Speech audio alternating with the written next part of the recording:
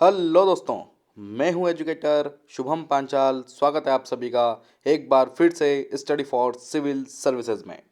Study for civil services लेकर आए हैं झारखंड लोक सेवा आयोग की प्रारंभिक परीक्षा के पूर्व में पूछे गए प्रश्नोत्तर की श्रृंखला। आज हम जो देखने वाले हैं वो है आज हमारा पार्ट नंबर 2। 2008 की प्रारंभिक परीक्षा या प्रीलिम्स पेपर को हम यहाँ पर फुल डिटेल में आपको समझाएंगे, तो बने रहिए स्टडी फॉर सिविल सर्विसेज के साथ। वीडियो को शुरू करने के पूर्व मैं आपसे कुछ इन्फॉर्मेशन शेयर करना चाहता हूं। हमारे द्वारा कुछ पेड कोर्सेज चलाए जा रहे हैं जो all civil service examinations for UPSC and other state PCS for UPPSC MPPSC एवं बीपीएससी की आप प्रारंभिक एवं मुख्य परीक्षा की तैयारी हमसे जुड़कर कर सकते हैं। यदि आप हमारे पेड कोर्सेज को ज्वाइन करना चाहते हैं तो दिए गए नंबर 9696066089 या 8564880530 पर संपर्क कर सकते हैं। साथ ही आप हमारा फ्री टेलीग्राम ग्रुप ज्वाइन करना ना भूलिए। सर्च कीजिए @स्टडी फॉर सिविल सर्विसेज और बने रहिए हमारे साथ। तो चलिए वीडियो को शुरू करते हैं। क्वेश्चन नंबर 1 है आपका, बादल और वायुमंडल का तैरना किस कारण से होता है। देखिए, बादल में और वायुमंडल का तैरना किस कारण से होता है? ताप, दाब, समुद्र से दूरी या श्यानता। तो आपको याद होगा इसका राइट आंसर है आपका श्यानता। सही उत्तर क्या होगा आपका? श्यानता। देखिए, बादल और वायुमंडल की बात करें तो उसमें गैस, जलवाष्प, धूलकण ये सब हल्के पदार्थों से बने होते हैं। और बादल तथा वायुमंडल आकाश में किस कारण से तैरते हैं? तो वो तैरते हैं आपके श्यानता के कारण से। किस कारण से तैरते हैं? अपने श्यानता के कारण। आप बोल सकते हैं कि श्यानता के कारण वह तैरते हुए बोल सकते हैं कि एक प्रतीत रूप से होते हैं। तो क्वेश्चन के अकॉर्डिंग बादल और वायुमंडल का तैरना किस कारण होता है? तो वह होता है श्यानता के कारण। अगला क्वेश्चन, क्वेश्चन नंबर आपका 2। न्यून तापमानों के अध्ययन क्रायोजेनिक्स, ध्यान रखिएगा, क्रायोजेनिक्स का अनुप्रयोग होता है। आपको बताना है क्रायोजेनिक्स का अनुप्रयोग किसमें होता है। तो आप सभी को ज्ञात होगा अंतरिक्ष यात्रा, शल्यक्रम एवं चुंबकीय प्रोत्स्थापन में। बिल्कुल राइट आंसर है। देखिए, यहाँ पर क्रायोजेनिक्स का क्वेश्चन है तो क्रायोजेनिक्स में आपको बताना है कि क्रायोजेनिक्स का अनुप्रयोग किसमें होता है। तो वो होता है नंबर 1 वाले में, अंतरिक्ष यात्रा, शल्यकर्म एवं चुंबकीय प्रोत्स्थापन पे। थोड़ी डिटेल की बात करते हैं। तो देखिए, क्रायोजेनिक्स की यदि हम थोड़ी सी डिटेल्स की बात करें तो क्रायोजेनिक्स विज्ञान की वह शाखा है जिसमें निम्न ताप उत्पन्न करने की विभिन्न प्रकार की विधियां, उनके गुण का अध्ययन किया जाता है। जैसे कोई हाइड्रोजन, हीलियम, नाइट्रोजन, ऑक्सीजन, ये जो द्रवित गैसें हैं इनके उपयोग द्वारा इसे प्राप्त किया जाता है। और किसी अंतरिक्ष यान को भारी उपग्रह को दूर भेजने के लिए उसमें शल्यकर्म, चुंबकीय प्रयोगशाला में कोई अंग बनाना है, कोई सिस्टम बनाना है, कोई मशीनरी सिस्टम बनानी है, तो उसमें कौन सी टेक्नोलॉजी का उपयोग किया जाता है? तो उसमें क्या आता है? क्रायोजेनिक टेक्नोलॉजी का उपयोग किया जाता है। तो न्यून तापमानों के अध्ययन का अनुप्रयोग किसमें होता है? तो अंतरिक्ष यात्रा, शल्यकर्म एवं चुंबकीय प्रोत्स्थापन में इसका उपयोग किया जाता है। अगले क्वेश्चन की ओर बढ़ते हैं। क्वेश्चन नंबर आपका 3। वायु के प्रमुख अवयवों को बहुतायत में सही वृद्धि का क्रम बताना है। तो यहाँ पर चारों क्रम देखना बहुत जरूरी है। ऑक्सीजन, नाइट्रोजन, आर्गन नहीं। आर्गन, ऑक्सीजन, नाइट्रोजन ये भी नहीं। नाइट्रोजन, आर्गन, ऑक्सीजन ये भी नहीं। नाइट्रोजन, ऑक्सीजन और आर्गन ये यहाँ पर बिल्कुल सही दिया गया है। तो इसका राइट आंसर होगा आपका 4th वाला कि वायु के यदि हम संगठन की बात करें तो सबसे अधिक क्या है वायुमंडल में हमारे? तो आप सभी को ज्ञात होगा नाइट्रोजन है 78.09%। यदि हम उसके बाद देखें तो उसके बाद आती है हमारी ऑक्सीजन लगभग 20.95%। उसके बाद आती है आपकी ऑर्गन, ऑर्गन है यहाँ पर 0.94%। और ऑर्गन के बाद ये कौन आता है? तो ऑर्गन के बाद आता है आपका CO2 अर्थात कार्बन डाइऑक्साइड जो 0.04% तक हमारे वायुमंडल में स्थित है। तो ये चीज़ें आपको याद होना चाहिए। बढ़ते क्रम में, घटते क्रम में कई बार क्वेश्चन आते हैं। तो वायु के प्रमुख अवयव को बहुतायत में पूछा था यहाँ पर। तो बहुतायत में हमने बताया बढ़ते हुए घटते हुए क्रम में नाइट्रोजन सबसे पहले, फिर ऑक्सीजन, फिर ऑर्गन। अगले क्वेश्चन की ओर बढ़ते हैं। क्वेश्चन नंबर आपका 4। मोती के मुख्य अवयव कौन कौन से हैं? मोती के इन चारों में से कौन कौन से अवयव हैं हम देख लेते हैं। तो कैल्शियम कार्बोनेट मोती का अवयव है, बिल्कुल राइट है। एर्गोनाइट और कांचिलोइलिन ये मोती का अवयव नहीं है। अमोनियम सल्फेट और सोडियम कार्बोनेट भी नहीं है। और कैल्शियम ऑक्साइड और अमोनियम क्लोराइड भी इसका राइट आंसर नहीं है। तो मोती के प्रमुख अवयव की बात करें तो मोती का प्रमुख अवयव क्या है आपका? कैल्शियम कार्बोनेट होता है। देखिए, जो मोती का आवरण होता है, आवरण मतलब बाहर की जो परत होती है या आवरण होता है, तो वो आवरण किसका बना होता है? वो आवरण बना होता है आपका कैल्शियम कार्बोनेट का बना होता है। इसमें चूना पत्थर, संगमरमर, खड़िया आदि रूप से कई मात्रा में मिलाया जाता है। और मोती कहाँ से मिलता है तो आपको याद होगा, मोती सीपों द्वारा, जो जीव सीप एक जीव होता है उसके द्वारा छोड़ा जाता है और एक बहुमूल्य रत्न होता है और यह कठोर, चमकीला, गोलाकार पदार्थ या पिंड के रूप में होता है। ध्यान रखिएगा। तो क्वेश्चन के अकॉर्डिंग मोती का प्रमुख अवयव क्या है, वह है आपका कैल्शियम कार्बोनेट। अगले क्वेश्चन की बात करेंगे, क्वेश्चन नंबर आपका 5। लोहे में जंग को रोकने के लिए क्या उपयोग किया जाता है, जिंक, मैग्नीशियम, क्लोरीन या तांबा। तो आप सभी को ज्ञात होगा कि यदि लोहा है और उसको जंग से बचाना है तो उस पर जिंक थेरेपी की जाती है, या उस पर जस्ते की परत चढ़ाई जाती है, या उस पर जिंक की परत चढ़ाई जाती है, आपको पता होगा। तो ये मैं आपको पहले बता चुका हूँ, गैल्वेनीकरण बोलते हैं उसको, या यशदीकरण भी उसको कहा जाता है। यशदीकरण भी उसे कहा जाता है। देखिए, लोहे के ऊपर जस्ते की पराई चढ़ी जाती है, जिससे गैल्वेनाइजेशन या गैल्वीकरण या यशदीकरण भी कहा जाता है। जिसके कारण क्या होता है, जो लोहा होता है वो डायरेक्टली ऑक्सीजन की जो ऑक्सीजन है उसके संपर्क में नहीं आ पाता है, जिससे वहाँ पर जंग नहीं लगता है। ठीक है। और इसके अलावा, जिंक के अलावा आजकल वर्तमान में जो सिलिकॉन होता है, सिलिकॉन के भी कुछ तत्व होते हैं, उन तत्वों को मिलाकर भी लोहे को जंग से बचाया जा सकता है। अगले क्वेश्चन की बात करेंगे, क्वेश्चन नंबर आपका 6। विश्व में उपयोग में लाई जाने वाली प्रथम धातु कौन सी थी। देखिए, मानव की यदि बात करें तो आप सभी को ज्ञात होगा, तांबा, सोना, चांदी या लोहा। तो आप सभी को ज्ञात होगा, इसका जो सही उत्तर है वो है आपका तांबा। बिल्कुल। देखिए, यदि हम तांबे की बात करें या यदि मानव की बात करें तो आपको ज्ञात होगा कि मानव द्वारा सबसे पहले, यदि धातु की बात करें तो सबसे पहले आया था आपका तांबे का उपयोग हमारे इसमें देखने को मिलता है लगभग 5000 ईसा पूर्व, जिसका उपयोग हम देख सकते हैं। तो पाषाणकालीन मानव जो सभ्यता थी उसमें कुल्हाड़ी बनाने में, दराती बनाने में आदि रूप से इसका उपयोग किया गया है। तो सबसे पहले किसमें कौन सी धातु थी ऐसी जो सबसे पहले विश्व में उपयोग में लाई गई थी, तो वह थी आपकी तांबा। अगले क्वेश्चन की बात करेंगे, क्वेश्चन नंबर आपका 7। निम्न में से कौन सा पाइसी कारक है। आपको बताना है इनमें से कौन सा पाइसी कारक है। तो आपको ज्ञात होना चाहिए साबुन, जल या तेल या सोडियम क्लोराइड। तो देखिए, यदि हम पाइसी कारक की बात करें तो पाइसी कारक है आपका साबुन। ध्यान रखिएगा, पाइसी कारक क्या है आपका, साबुन है। देखिए, पाइसी कारक अर्थात मैं आपको बताऊंगा, थोड़ी डिटेल दूंगा। पाइसी कारक की जो पाइसीकरण होता है, पाइसीकरण की एक प्रकृति होती है जो कपड़ों को धोने में सहायता करती है, या जो उद्योग होते हैं, उद्योगों में जो अयस्क होता है उसके सांद्रण के लिए भी इसका उपयोग किया जाता है। अब पाइसीकरण होता क्या है, तो देखिए, पाइसीकरण एक ऐसी प्रक्रिया है जिसमें किसी भी तरह की औषधि या घोल को ऐसा रूप दे देते हैं जिससे उस कुछ पदार्थ के कण उसमें तैरते रहें, ना कि नीचे बैठते रहें, तो उसको कहा जाता है आपका पाइसीकरण। तो सबसे पहले इसका पाइसीकारक इनमें से कौन सा है, तो वह है आपका साबुन। अगले क्वेश्चन की बात करेंगे, क्वेश्चन नंबर आपका 8। बोतल का दूध पीने वाले बच्चे की तुलना में, ध्यान रखिएगा, बोतल का दूध पीने वाले बच्चे की तुलना में माँ का दूध पीने वाले बच्चे को निम्नलिखित में से कौन सा विशिष्ट लक्षण होता है। तो आपको बताना है इनमें से कौन सा विशिष्ट लक्षण होता है, तो वह दीर्घकायी नहीं होगा। बिल्कुल सही उत्तर है। उसमें रोगों की प्रतिरोधक क्षमता अभी अधिक होगी। बिल्कुल। उसमें विटामिन और प्रोटीन अधिक मिलेंगे। उसकी लंबाई में असामान्य वृद्धि होगी। ये यहाँ पर गलत दे रखा है, बाकी यहाँ पर तीनों सही दिए गए हैं। तो ध्यान रखिएगा, हम कह सकते हैं कि यदि एक कंपैरिजन करें एक माँ के दूध की और एक बाहरी जो मिल्क मिलता है उसकी बात करें, तो उसमें अनुसार यदि हम देखें तो जो माँ का दूध होता है वो संपूर्ण एक आहार या प्रोटीन के रूप में माना जाता है, जिसमें बोल सकते हैं कि आपने विभिन्न प्रकार के जो शरीर की आवश्यकता होती हैं, वो शरीर की आवश्यकताओं को जो बचपन में कंप्लीट करता है वो अधिकतर माँ का दूध ही कंप्लीट करता है, जिससे दीर्घकाय नहीं होगा, रोगों की प्रतिरोधक क्षमता भी अधिक होगी, विटामिन और प्रोटीन्स भी अधिक मिलेंगे और लंबाई में वृद्धि भी होगी। तो यहाँ पर 3 सही दे रखे थे, बाकी एक गलत दिया है। अगले क्वेश्चन की ओर देखते हैं, क्वेश्चन नंबर आपका 9।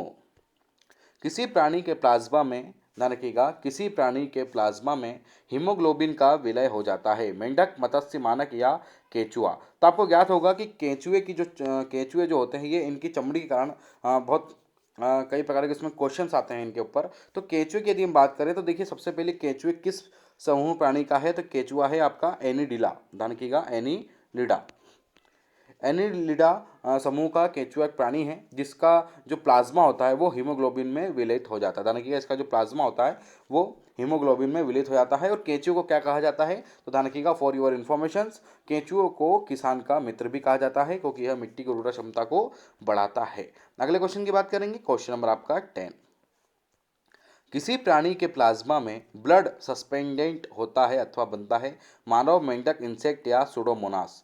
तो आपको ज्ञात होगा यहाँ पर यदि प्लाज्मा में ब्लड सस्पेंडेंस की बात हो रही है तो वह बनता है मेंढक में। ध्यान रखिएगा, मेंढक भी किस समूह का है? मेंढक भी एक एनिलिडा। ध्यान रखिएगा, एनिलिडा।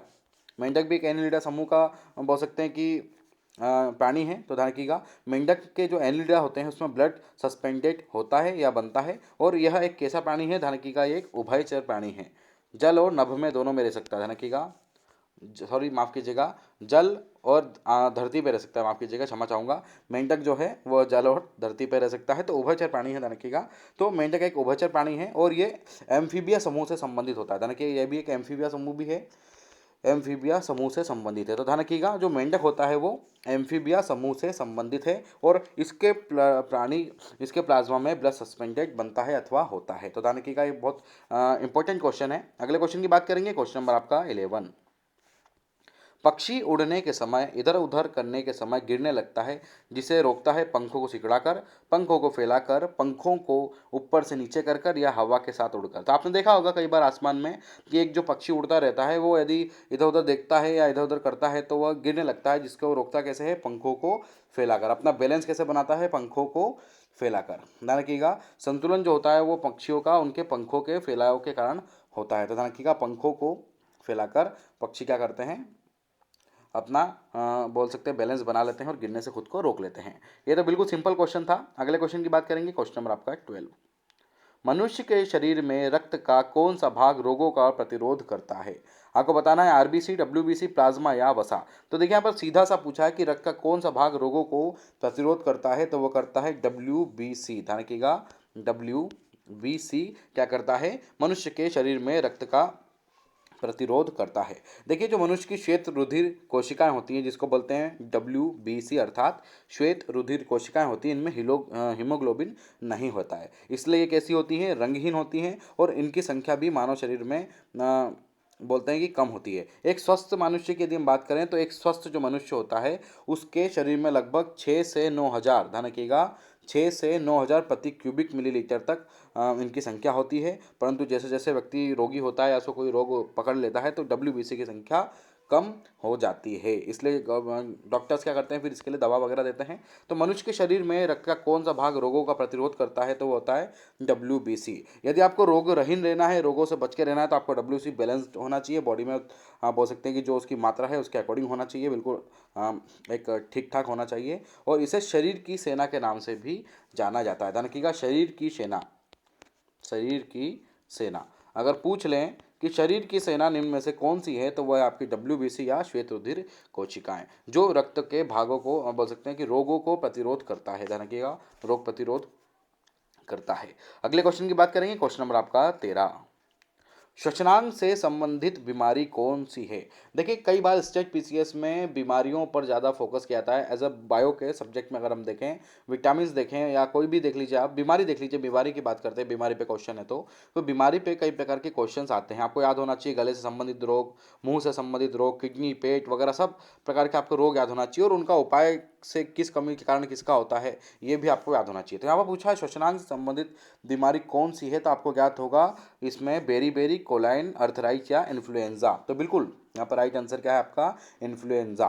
देखिए, जो इन्फ्लुएंजा है वह वायरस या संक्रमण से होने वाला एक संक्रामक रोग है, अर्थात संक्रमण से फैलता है। ध्यान रखिएगा, एक संक्रामक रोग है, ये संक्रमण से फैलता है, ठीक है। और यह श्वसनांग से संबंधित एक बीमारी है, ध्यान रखिएगा, जिसमें शरीर में दर्द होता है, जुकाम भी होता है, गला भी सूज जाता है, छींक होती है, बेचैनी होती है। और ये किसकी कमी के कारण होता है? किस विटामिन की कमी के कारण होता है? ध्यान रखिएगा, अभी मैंने बताया था आपको विटामिन B1, ध्यान रखिएगा, विटामिन B1 जिसको बोलते हैं थायमिन, ध्यान रखिएगा, इसकी कमी के कारण यह रोग होता है। विटामिन B1 की कारण सॉरी माफ़ कीजिएगा, विटामिन B1 की कमी के कारण तो बेरी रोग होता है। क्षमा चाहूँगा मैं आपसे, विटामिन B1 की कमी के कारण बेरी रोग होता है, तो माफ़ कीजिएगा इसके लिए। परंतु इन्फ्लुएंजा की बात करें तो श्वसनांग से संबंधित बीमारी सही है, वह है आपकी इन्फ्लुएंजा। तो आप कह सकते हैं कि इन्फ्लुएंजा एक ऐसी बीमारी है जो वायरस संक्रमित बीमारी है, संक्रामक के कारण बीमारी होती है और गले वगैरह में होती है। तो क्वेश्चन के अकॉर्डिंग ये बिल्कुल इसका राइट आंसर है। अगले क्वेश्चन की बात करेंगे, क्वेश्चन नंबर आपका 14। निम्नलिखित प्राणियों में से कौन सा अपने शरीर में जल संग्रहण कर लेता है? तो आप सभी को ज्ञात होगा, ऊंट।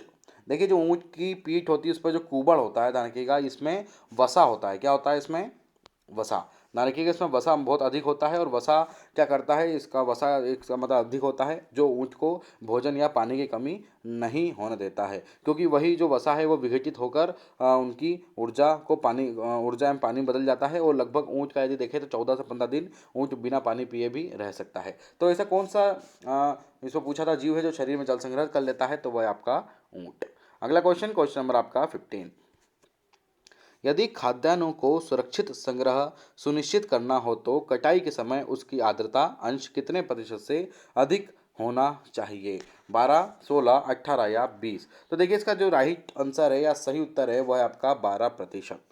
देखिए यदि हम खाद्य पदार्थ के संरक्षण की बात करें तो जो उसमें आर्द्रता अंश है वो लगभग 12 से 15% तक होना चाहिए। देखिए 2003 में भी ये क्वेश्चन पूछा गया था और 2008 में भी ये क्वेश्चन वापस रिपीट हुआ है, तो कहीं ना कहीं क्वेश्चन तो इम्पोर्टेंट है। ध्यान रखिएगा, तो 12 से 15% तक इसमें आर्द्रता होना चाहिए और यही आर्द्रता विभिन्न प्रकार के जो कीटाणु होते हैं उनसे उसको बचाती है और बहुत इंपॉर्टेंट है क्वेश्चन। तो फिर पढ़ेंगे इसको कि यदि खाद्यान्नों को सुरक्षित संग्रह सुनिश्चित करना हो तो कटाई के समय उसकी आर्द्रता अंश कितने प्रतिशत से अधिक नहीं होना चाहिए? 12 से अधिक नहीं होना चाहिए। ध्यान रखिएगा 12 से 15 के बीच में ये रहता है, आपको याद होना चाहिए। अगला क्वेश्चन, क्वेश्चन नंबर आपका 16। निम्नलिखित में से कौन सी फसल बना को नाइट्रोजन से भरपूर कर देती है? ध्यान रखिएगा आपको बताना है इनमें से ऐसी कौन सी फसल है जो इनमें से मृदा को नाइट्रोजन से भरपूर कर देती है। माफ कीजिएगा, बना नहीं है, ये थोड़ी सी मिसप्रिंट है यहाँ पर, इसके लिए क्षमा चाहेंगे। ये है आपकी मृदा।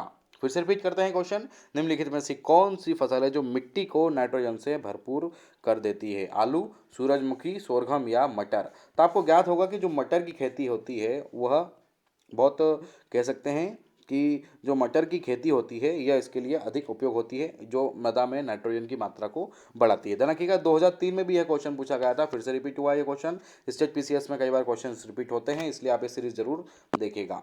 तो दलहनी फसलों की यदि हम बात करें तो दलहनी फसलों में होती क्या है कि जो छोटी छोटी जो ग्रंथियाँ होती हैं, यह ग्रंथियाँ वायुमंडल से मिट्टी में नाइट्रोजन स्थिर कर देती हैं, या तो जो जीवाणु होते हैं, जो राइजोबियम नामक जो जीवाणु होते हैं वो इसमें निवास करने लग जाते हैं, जिससे मिट्टी में नाइट्रोजन की मात्रा अधिक बढ़ जाती है, जिससे उसकी उर्वरा शक्ति को प्रभाव पड़ता है और उर्वरा शक्ति उसमें अधिक होती है। तो क्वेश्चन के अकॉर्डिंग इसका सही उत्तर है आपका मटर।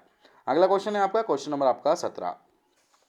सर्वाधिक दूध देने वाली बकरी कौन सी है? आपको बताना है सर्वाधिक दूध देने वाली बकरी कौन सी है, तो वह है आपकी जमुना पारी। ध्यान रखिएगा जमुना पारी भारत की सबसे अधिक दूध देने वाली बकरी की नस्ल है और यह सबसे अधिक देखें तो उत्तर प्रदेश का इटावा चंबल वाला जो क्षेत्र है मध्य प्रदेश का, उत्तर प्रदेश का, उन क्षेत्रों में अधिक पाई जाती है और ये कम से कम 1.5 से 2 लीटर दूध, ध्यान रखिएगा 1.5 से 2 लीटर दूध ये बकरी देती है। तो जमुना पारी जो बकरी है ध्यान रखिएगा भारत की सबसे अधिक बकरी बोल सकते हैं दूध देने वाली बकरी होती है। देखिए थार पारकर एक किसके पे आती है, मैं आपको थोड़ा अलग से डिटेल इसकी जानकारी दे दूंगा।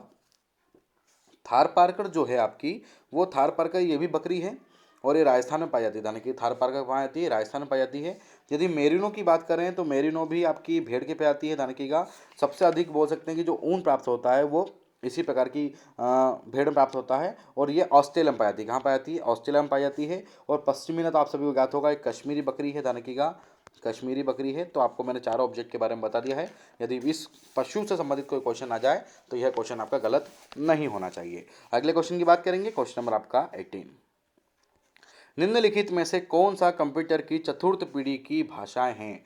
कंप्यूटर संबंधित क्वेश्चन आपको बताना है, फोर्थ पीढ़ी का पूछा है यहाँ पर। तो देख लेते हैं रेमिस 2, फोकस, नोमाड और ओरेकल। ये रेमिस 2, फोकस, नोमाड और ओरेकल बोल सकते हैं कंप्यूटर की चतुर्थ पीढ़ी की भाषाएं हैं।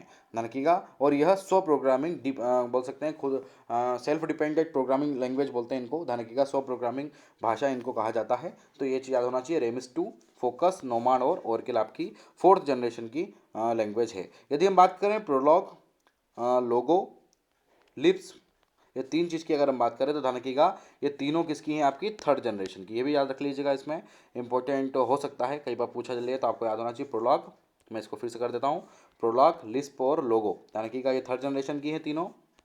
और रेमिस, फोकस, नोमाडो और के लिए किस जनरेशन की है? आपकी फोर्थ जनरेशन की लैंग्वेज है। अगला क्वेश्चन, क्वेश्चन नंबर आपका 19। तुम्बा में विक्रम साराभाई अंतरिक्ष केंद्र की स्थापना के लिए सबसे महत्वपूर्ण कारण इनमें से कौन सा है? देखिए जो तुम्बा में विक्रम साराभाई अंतरिक्ष केंद्र है उसकी स्थापना वहाँ क्यों की गई, सबसे महत्वपूर्ण कारण यहाँ पूछा गया है क्यों? तो आपको याद होना चाहिए कि इसका जो राइट आंसर है कि वह भूचुंबकीय विषुवत रेखा पर स्थित है। सबसे इंपॉर्टेंट इसमें है वह भूचुंबकीय विषुवत रेखा पर स्थित है, ना कि ये चारों ऑब्जेक्टिव एक हिसाब से दक्षिण समुद्र निकट ऐसे कोई जरूरत नहीं होती है। ऐसे नगर के निकट है जो भौगोलिक विषुवत रेखा के निकटतम है नहीं, तुम्बा के निकट वाम अंतरिक्ष विचित्र वायुमंडलीय परिघटना है ये भी नहीं। इसका एक प्रमुख देखा जाए तो वह है आपका वह भूचुंबकीय विषुवत रेखा पर स्थित है। ध्यान रखिएगा।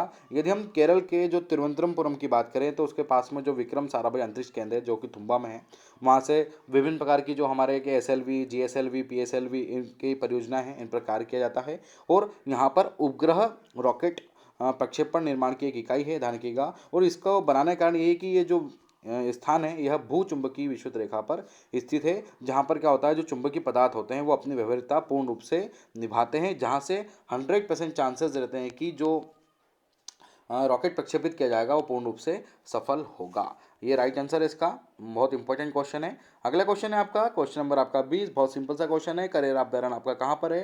तो आपको ज्ञात होगा करेरा अभ्यारण्य आपका है मध्य प्रदेश में। करेरा अभ्यारण्य कहाँ पर है आपका? मध्य प्रदेश में है। देखिए भारत देश के बाद यदि हम देखें तो करेरा भारत देश का जो मध्य प्रदेश है, माफ़ कीजिएगा, तो मध्य प्रदेश की यदि हम बात करें तो जो करेरा अभ्यारण्य है वह शिवपुरी जिले में है। कहाँ पर है आपका? मध्य प्रदेश का शिवपुरी जिला। तो करेरा अभ्यारण्य की बात करें तो वो मध्य प्रदेश के शिवपुरी जिला में है और ये 1981 में बनाया गया था। कब बनाया गया था? 1981 में बनाया गया था। और यहाँ पर ग्रेट इंडियन जो बस्टर्ड संरक्षण क्षेत्र है वो इसके अंदर आता है, जिसमें सोन चिरैया, गोल्डन चिड़िया और ब्लैक बक विभिन्न प्रकार के पक्षी जो हैं वो यहाँ पर बोल सकते हैं प्रवासी होते हैं। और ये बहुत इंपॉर्टेंट है। ध्यान रखिएगा। कहीं ना कहीं इसका विरोध भी किया गया था करेरा अभ्यारण्य का मध्य प्रदेश में। तो इतना क्वेश्चन याद रखिए आप। तो करेरा अभ्यारण्य कहाँ है?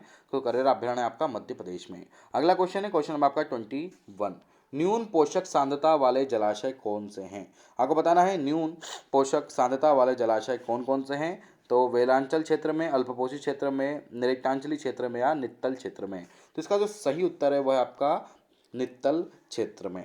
ध्यान रखिएगा। इसका राइट आंसर क्या है आपका? नित्तल क्षेत्र में। देखिए यहाँ पर सबसे नीचे का पूछा है तो मैं अगर आपको एक डायग्राम के रूप में बताऊं न्यून पोषक सांद्रता के, इसमें अगर हम डायग्राम देखें तो इस टाइप से अगर इसको हम समझ लेते हैं, ठीक है, तो ये होता है इसका नित्तल क्षेत्र। ध्यान रखिएगा। ये होता है इसका, यहाँ से लेकर अगर हम देखें, यदि हम यहाँ पर जल को बता दें कि ये जल है आपका पूरा, तो ये हो जाएगा आपका फोर्थ वाला नित्तल क्षेत्र। ध्यान रखिएगा। ये वाला क्षेत्र हो जाएगा आपका नित्तल क्षेत्र हो जाएगा। ऊपर वाला जो होता है ये होता है आपका वेलांचली क्षेत्र होता है, और इसके बीच में होता है अल्पपोषी क्षेत्र होता है, सबसे नीचे होता है आपका नेरिकांचली क्षेत्र में। परंतु न्यून पोषक सांद्रता वाला जलाशय कौन सा होता है आपका? ये वाला, जिसको बोलते हैं हम नित्तल क्षेत्र, जो कि जो उच्च ज्वार वाला जो स्तर होता है ना, ये उच्च ज्वार वाला स्तर कहाँ पर होता है? ये होता है उच्च ज्वार वाला स्तर। ये समुद्र स्तर होता है, ये निम्न ज्वार वाला होता है, और ये 100 मीटर की गहराई जहाँ पर प्रकाश भी पहुँच नहीं पाता है। तो ये याद होना चाहिए आपको। न्यून पोषक सांद्रता वाला जलाशय कौन सा है? तो वह आपका नित्तल क्षेत्र में है। अगला क्वेश्चन नंबर आपका 22।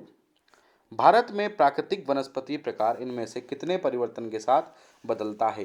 वर्षा की मात्रा के साथ, मिट्टी के प्रकार, वार्षिक मध्यक्रम या ऊंचाई के साथ। तो देखिए भारत में यदि हम प्राकृतिक वनस्पति की बात करें तो वो इनमें किस किस के परिवर्तन के साथ बदलता है? तो इसमें बदलता है आपका वर्षा की मात्रा, मिट्टी का प्रकार और उसकी ऊंचाई, ना कि वार्षिक मध्य तापक्रम के अकॉर्डिंग। ध्यान रखिएगा। वर्षा की मात्रा, उसकी मिट्टी की प्रकार और उसकी ऊंचाई, यही इसके प्रमुख 3 कारक होते हैं। ध्यान रखिएगा। बहुत इंपॉर्टेंट है। अगला क्वेश्चन नंबर आपका 23। पारिस्थितिकी अनुक्रमण के 4 महत्वपूर्ण चरण कौन कौन से हैं? आक्रमण, क्षीणता, प्रतिस्पर्धा, स्थानांतरण। तो देखिए यदि हम बात करें यहाँ पर, यदि इसको सही अनुक्रम पूछा है, यहाँ पर यदि हम सही अनुक्रम की बात करें तो सही का अनुक्रम है आपका 2 1 3 4। मतलब पहला होगा आपका क्षीणता, दूसरा होगा आपका आक्रमण, तीसरा होगा आपका प्रतिस्पर्धा और चौथा होगा आपका स्थानांतरण। ध्यान रखिएगा। ये इसका राइट आंसर है। यदि हम पारिस्थितिक अनुक्रमण के अकॉर्डिंग देखें तो मैं आपको बता चुका हूँ, पहले क्षीणता, उसके बाद आक्रमण, उसके बाद प्रतिस्पर्धा और उसके बाद स्थानांतरण। ध्यान रखिएगा। क्योंकि यदि हम प्राथमिक अनुकरण की बात करें तो उसमें केवल मॉस और लाइकेंस पाए जाते हैं, जो धीरे धीरे पौधे और उस पर घास उगने लगती हैं, फिर झाड़ियाँ बनती है, फिर पेड़ आते हैं, फिर घास स्थल आते हैं, और जो अंतिम अवस्था होती है वो उष्णकटिबंधीय वन जैसी स्थिति वहाँ पर निर्मित हो जाती है। तो यही इसका एक अनुक्रमण चक्र का काल होता है। तो वह फर्स्ट में होता है आपका किस किस से? क्षीणता से, फिर होता है आक्रमण से, फिर होता है प्रतिस्पर्धा से, फिर होता है आपके स्थानांतरण से। अगले क्वेश्चन की बात करेंगे, क्वेश्चन नंबर 24। झारखंड में कुल भूमि का कितना भाग वनों में आच्छादित है? आपको बताना है कितना भाग है। तो देखिए, जब ये क्वेश्चन पूछा गया था 2008 में, तब था 29.74%। परंतु यदि हम वर्तमान की बात करें तो वर्तमान में है आपका 33.21%। ये तो झारखंड में कुल भूमि का कितना भाग वनों में आच्छादित है? तो वर्तमान में कितना है? 33.21%। और पूर्व में जब क्वेश्चन पूछा गया था तो था 29.74%। ये याद होना चाहिए, वर्तमान का इंपॉर्टेंट है, ये भले याद मत रखिए, परंतु ये याद होना चाहिए 33.21%। अगला क्वेश्चन, क्वेश्चन नंबर आपका 25। 9 नवंबर 1967 को हिंदुस्तान कॉपर लिमिटेड की स्थापना कहाँ की गई? हिंदुस्तान कॉपर लिमिटेड की स्थापना की गई थी घाटशिला में 1967 में। ध्यान रखिएगा, घाटशिला है, घटशिला नहीं है, यह आपका घाटशिला। ध्यान रखिएगा, कहाँ पर है यह है आपका सिंहभूम क्षेत्र में। ध्यान रखिएगा, सिंहभूमि वाला जो जिला है उस जिले में यह है घाटशिला नामक।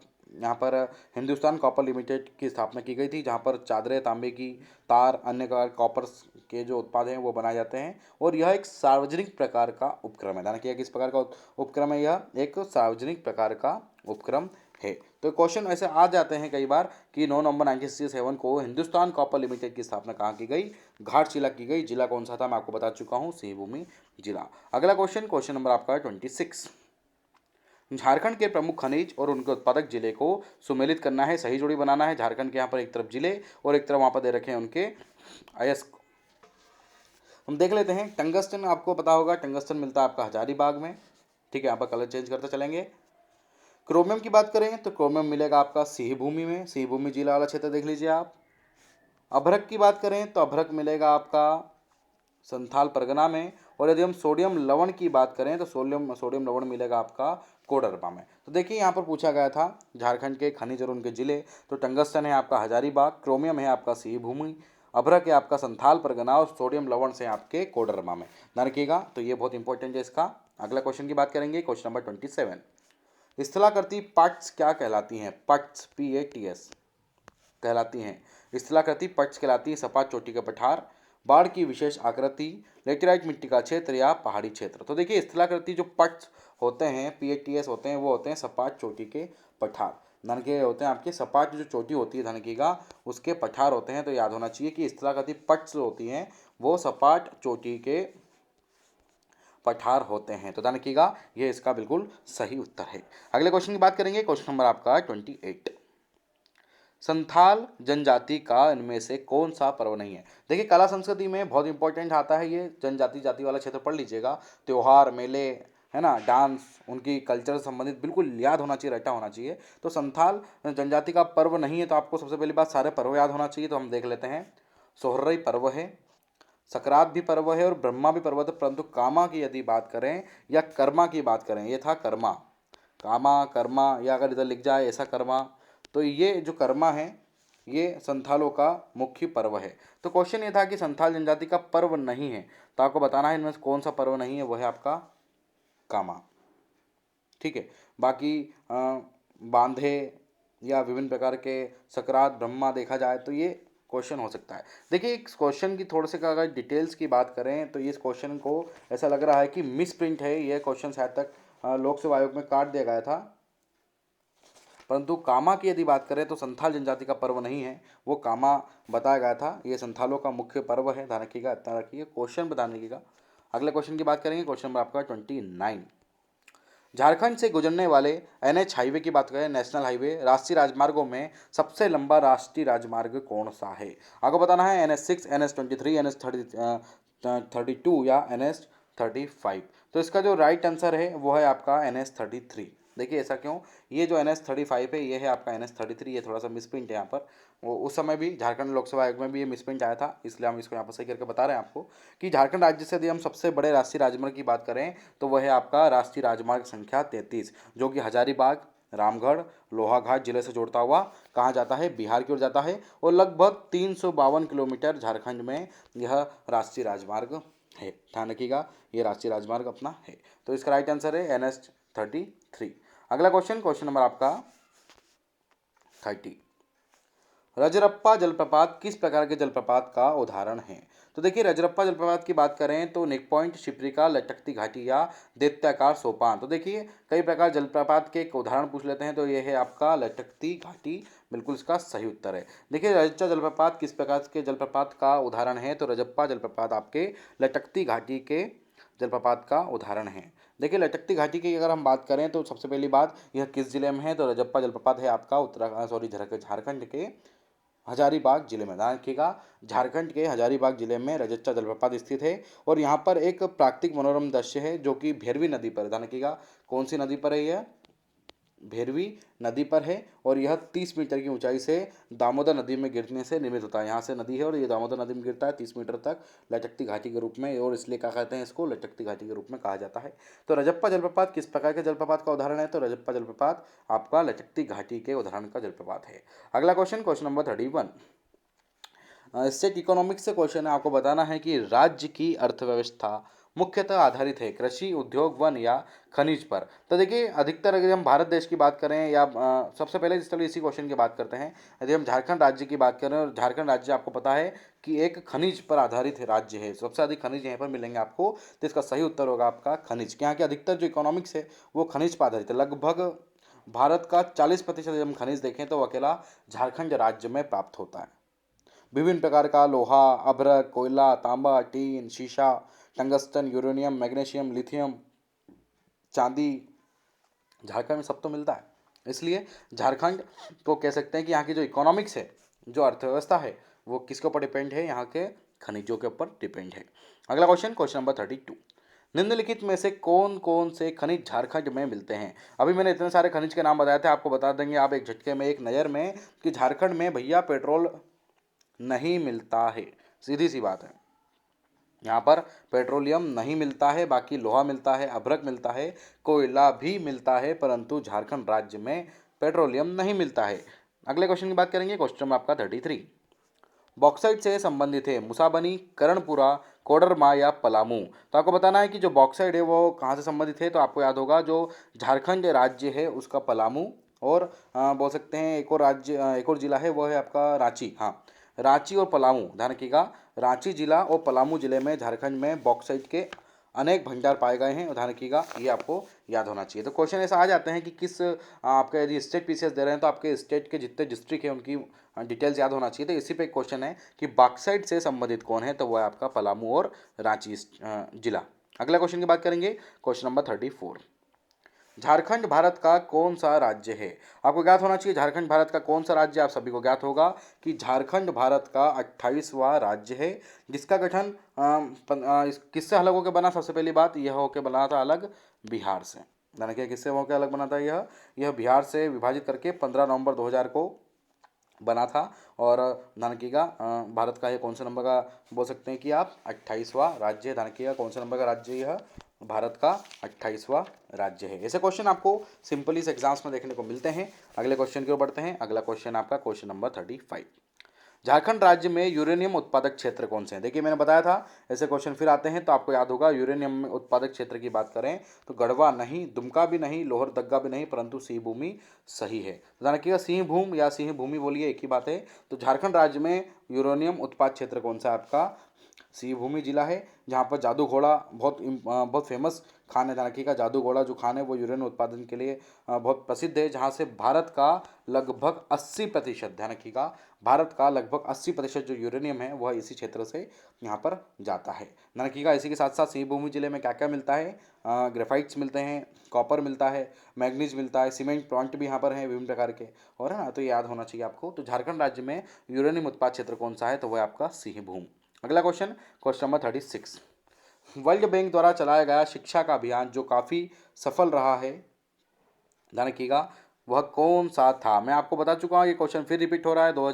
2006 में आया, 2003 में भी आया था, ध्यान रखिएगा, माफ़ कीजिएगा। तो वर्ल्ड बैंक जो है हमारा, उसके द्वारा सबसे सब बड़े सब पढ़ें स्कूल चले हम सर्व शिक्षा अभियान, ध्यान रखिएगा। जो सर्व शिक्षा अभियान है वह इसका बिल्कुल राइट आंसर है। सर्व शिक्षा अभियान चल रहा है और 6 से 14 वर्ष के जो बच्चे हैं उनको निःशुल्क और रूप से प्राथमिक व अच्छी, बोल सकते हैं कि अच्छी गुणवत्ता वाली शिक्षा दिलाने के उद्देश्य से यह शुरू किया गया था। 2001 से यह शुरू किया गया था, ध्यान रखिएगा। और इसके लिए प्रति वर्ष अलग से बजट भी आवंटित किया जाता है।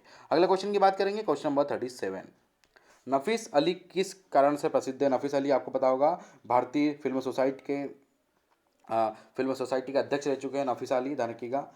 तो ये बहुत इंपॉर्टेंट है। और ये मिस इंडिया भी रह चुकी हैं 1976 में, हाँ 1976 में ये मिस इंडिया भी रही हैं। और 1972-74 तक ये भारत की जो स्विमिंग चैंपियन है ये भी रह चुकी हैं। तो ऐसे क्वेश्चन आ सकते हैं, नफीस अली किससे प्रसिद्ध है, किससे संबंधित हैं, कई बार पूछ चुके हैं कई बड़े बड़े जो महान व्यक्ति होते हैं उनके बारे में। तो ऐसे ही नफीस अली किससे संबंधित हैं, तो वह है बाल फिल्म सोसाइटी के अध्यक्ष थी यहाँ पर, ध्यान रखिएगा।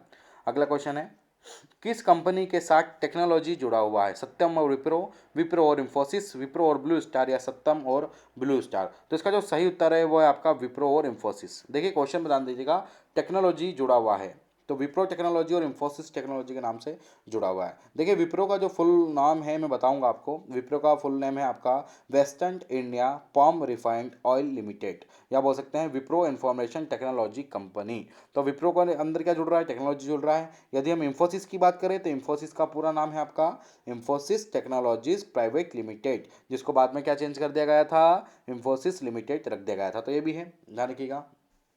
और ये याद होना चाहिए आपको कि टेक्नोलॉजी शब्द इसमें जुड़ा है, तो वह आपका विप्रो और इंफोसिस सही उत्तर है।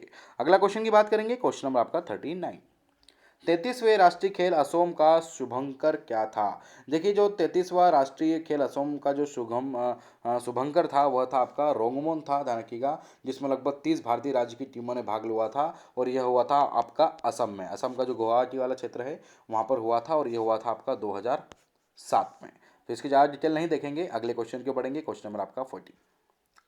एक इंटरनेशनल पे आधारित क्वेश्चन है, फ्रांस में राष्ट्रपति और सरकार के बीच संबंधों की जटिलता का क्या कारण है? राष्ट्रपति का प्रत्यक्ष चुनाव, शक्तियों का केंद्रीकरण, सरकार का अधिशात्मक संसदीय प्रणालियों का मिश्रण, या सरकार पर नियंत्रण के संसद की अतिरिक्त शक्तियां?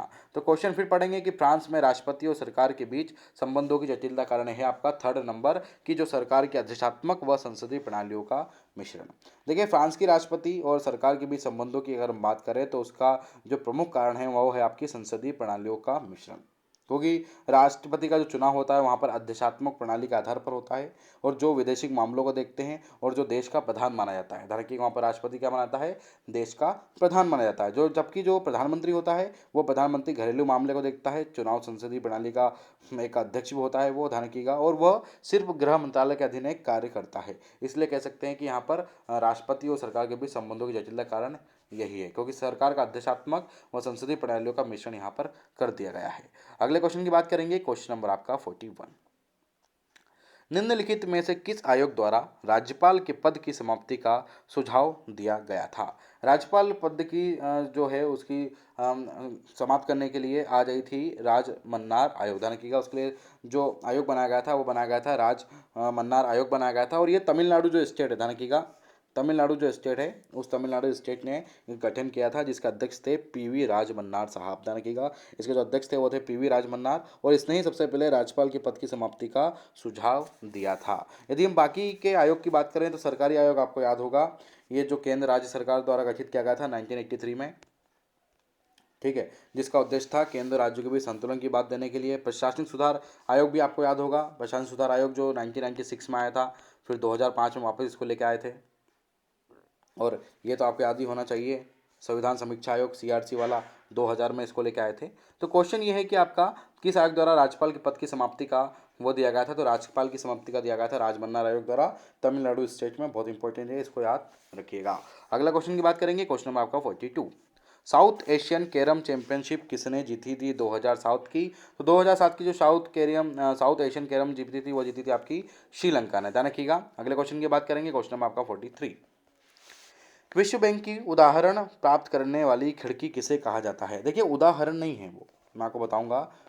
विश्व बैंक की जो उदाहरण प्रदान करने वाली खिड़की किसे कहा जाता है, ये यहाँ पर मिसप्रिंट है, ध्यान रखिएगा। और इसके लिए मैं बहुत बहुत क्षमा चाहूँगा।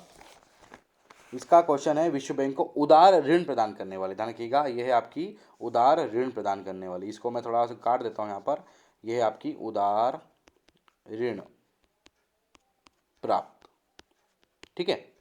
तो विश्व बैंक की उदार ऋण प्राप्त करने वाली खिड़की किसे कहा जाता है? आप सभी को ज्ञात होगा कि जो विश्व बैंक की उदार ऋण करने वाली जो खिड़की है वह किसको कहा जाता है? तो वह कहा जाता है आपका अंतर्राष्ट्रीय विकास संघ को, मतलब IDA को कहा जाता है, जिसमें विश्व बैंक की जो 5 अनुशंसित संस्था हैं उन्हीं में से यह एक है। और यह क्या करता है, जो विश्व बैंक की जो रियायती ऋण है, जो लोन है, जो सॉफ्ट लोन विंडो है, ध्यान रखिए इसका दूसरा नाम क्या है, सॉफ्ट लोन विंडो है, इसको कहते हैं। इसकी स्थापना की बात करें तो इसकी स्थापना हुई थी 24 सितंबर 1960 में हुई थी, जिसमें लगभग 173 देश भी शामिल किए गए हैं। तो विश्व बैंक की उदार ऋण प्राप्त करने वाली खिड़की किसे कहा जाता है? तो वह कहा जाता है अंतर्राष्ट्रीय विकास संघ को कहा जाता है। किसको कहा जाता है? अंतर्राष्ट्रीय विकास संघ को कहा जाता है, ध्यान रखिएगा। तो इसका सही उत्तर कौन सा है आपका? अंतर्राष्ट्रीय विकास संघ इसका सही उत्तर है। आपको याद होना चाहिए, बहुत इंपॉर्टेंट क्वेश्चन है कि विश्व बैंक की उदार ऋण प्राप्त करने वाली खिड़की कैसे कहा जाता है? तो वो कहा जाता है आपकी अंतर्राष्ट्रीय विकास संघ को कहा जाता है। तो ये थे आपके कुछ क्वेश्चंस जो 2008 की प्रारंभिक परीक्षा में पूछे गए हैं। तो बने रहिए स्टडी फॉर सिविल सर्विसेज के साथ। जय हिंद, वंदे मातरम।